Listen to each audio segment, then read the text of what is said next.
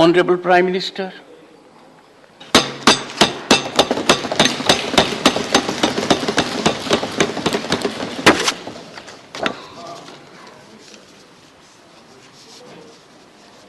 आदरणीय सभापति जी,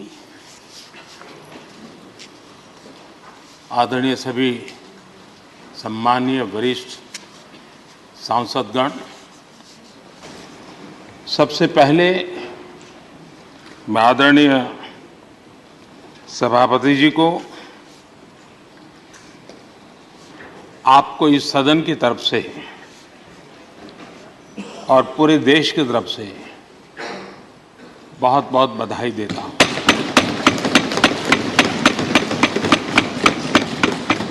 आपने एक सामान्य परिवार से आकर के संघर्षों के बीच जीवन यात्रा को आगे बढ़ाते हुए आज जिस स्थान पर प्राप्त पहुंचे हैं वो देश के कई लोगों के लिए अपने आप में एक प्रेरणा का कारण है। इस उच्च सदन में इस गरिमामय आसन को आप सुशोभित कर रहे हैं और मैं कहूंगा कि किठाना के लाल उनकी जो उपलब्धियां लोग देश देख रहा है तो देश की खुशी का ठिकाना नहीं है।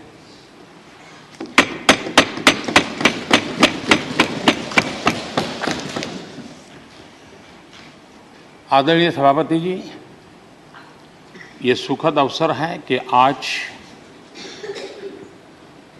आर्म फोर्सेस फ्लैग डे भी है।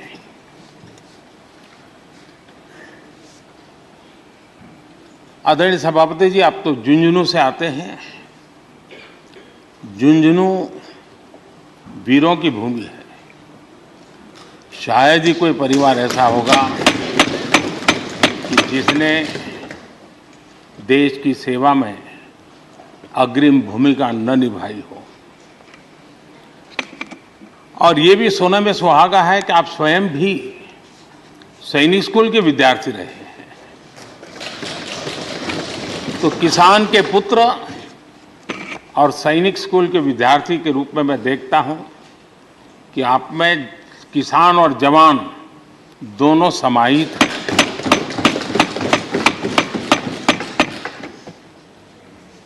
मैं आपकी अध्यक्षता में इस सदन से सभी देशवासियों को आर्म फोर्सेस फ्लैग डे की भी शुभकामनाएं देता हूं।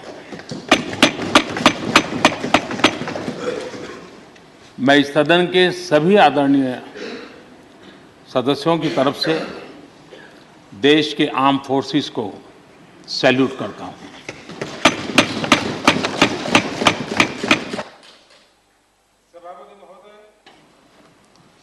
आज संसद का ये उच्च सदन एक ऐसे समय में आपका स्वागत कर रहा है जब देश दो महत्वपूर्ण अवसरों का साक्षी बना है। अभी कुछ ही दिन पहले दुनिया ने भारत को G20 समूह की मेजबानी का दायित्व सौंपा है। साथ ही ये समय अमृत काल के आरंभ का समय है। ये अमृत काल एक नए विकसित भारत के निर्माण का कालखंड तो होगा ही, साथ ही भारत इस दौरान विश्व के भविष्य की दिशा तय करने में भी बहुत अहम भूमिका निभाएगा। आदरणीय सभापति जी, भारत की इस यात्रा में हमारा लोकतंत्र, हमारी संसद, हमारी संसदीय व्यवस्था उसकी भी एक बहुत महत्वपूर्ण भूमिका रहेगी। मुझे खुशी है कि इस महत्वपूर्ण कालखंड में उच्च सदन को आपके जैसा सक्षम और प्रभावी नेतृत्व मिला है। आपके मार्गदर्शन में हमारे सभी सदस्यगण अपने कर्तव्यों का प्रभावी पालन करेंगे। ये सदन देश के संकल्पों को पूरा करने का प्रभावी मंच बनेगा। आदरणीय सभापति महोदय, आज आप संसद के उच्च सदन के मुखिया के रूप में अपनी नई जिम्मेदारी का औपचारिक आरंभ कर रहे हैं। इस उच्च सदन के कंधों पर भी जो जिम्मेदारी है, उसका भी सबसे पहला सरोकार देश के सबसे निचले पायदान पर खड़े सामान्य मानवीय के हितों से ही जुड़ा है। इस कालखंड में देश अपने इस दायित्व को समझ रहा है और उसका पूरा जिम्मेदारी से पालन कर रहा है। आज पहली बार महामहिम राष्ट्रपति श्रीमती द्रौपदी मुर्मू के रूप में देश की गौरवशाली आदिवासी विरासत हमारा मार्गदर्शन कर रही है। इसके पहले भी श्री रामनाथ कोविंद जी ऐसे ही वंचित समाज से निकलकर देश के सर्वोच्च पद पर पहुंचे थे और अब एक किसान के बेटे के रूप में आप भी करोड़ों देशवासियों की, गांव, गरीब और किसान की ऊर्जा का प्रतिनिधित्व कर रहे हैं। आदरणीय सभापति जी, आपका जीवन इस बात का प्रमाण है कि सिद्धि सिर्फ साधनों से ही नहीं, साधना से मिलती है। आपने वो समय भी देखा है जब आप कई किलोमीटर पैदल चलकर स्कूल जाते थे। गांव, गरीब, किसान के लिए आपने जो किया वो सामाजिक जीवन में रहे हर व्यक्ति के लिए एक उदाहरण है। आदरणीय सभापति जी, आपके पास सीनियर एडवोकेट के रूप में 3 दशक से ज्यादा का अनुभव है। मैं विश्वास से कह सकता हूं कि इस सदन में आप कोर्ट की कमी महसूस नहीं करेंगे।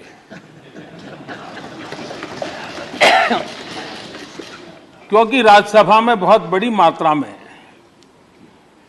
वो लोग ज्यादा हैं जो आपको सुप्रीम कोर्ट में मिला करते थे और इसलिए वो मूड और मिजाज भी आपको यहां पर जरूर अदालत की याद दिलाता रहेगा। आपने विधायक से लेकर सांसद, केंद्रीय मंत्री, गवर्नर तक की भूमिका में भी काम किया है। इन सभी भूमिकाओं में जो एक बात कॉमन रही वो है देश के विकास और लोकतांत्रिक मूल्यों के लिए आपकी निष्ठा। निश्चित तौर पर आपके अनुभव देश और लोकतंत्र के लिए बहुत ही महत्वपूर्ण है। आदरणीय सभापति जी, आप राजनीति में रहकर भी दलगत सीमाओं से ऊपर उठकर सबको साथ जोड़कर काम करते रहे हैं।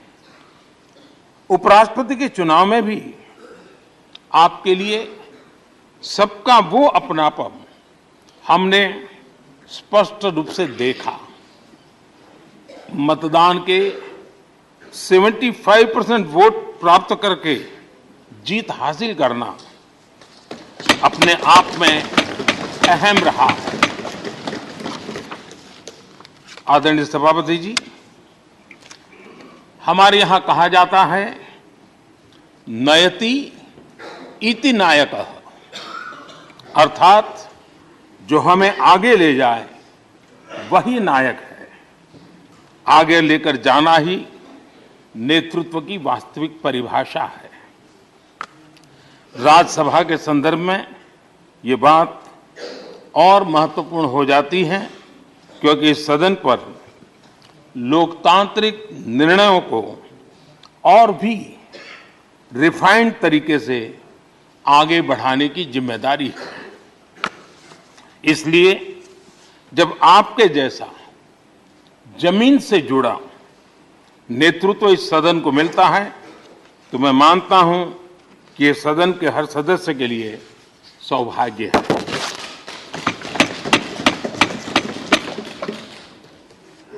आदरणीय सभापति जी, राज्यसभा देश की महान लोकतांत्रिक विरासत की एक संवाहक भी रही है और उसकी शक्ति भी रही है।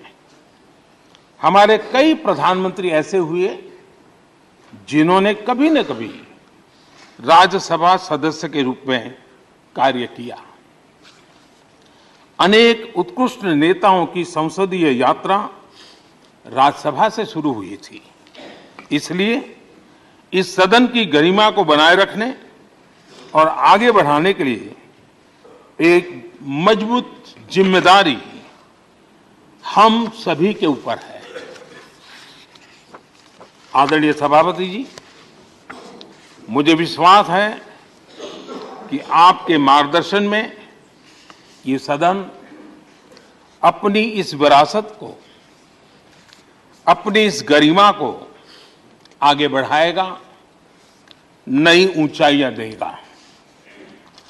सदन की गंभीर चर्चाएं, लोकतांत्रिक विमर्श लोकतंत्र की जननी के रूप में हमारे गौरव को और अधिक ताकत देंगे।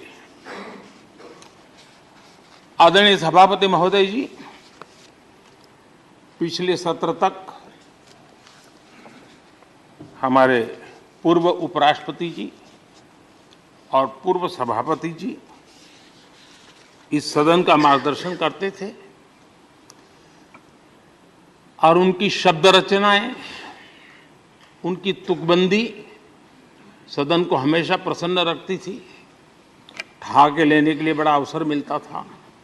मुझे विश्वास है कि आपका जो हाजिर जवाबी स्वभाव है वो उस कमी को कभी खलने नहीं देगा और आप सदन को वो लाभ भी देते रहेंगे। इसी के साथ मैं पूरे सदन की तरफ से, देश की तरफ से, मेरी तरफ से आपको बहुत बहुत शुभकामनाएं देता हूं। धन्यवाद।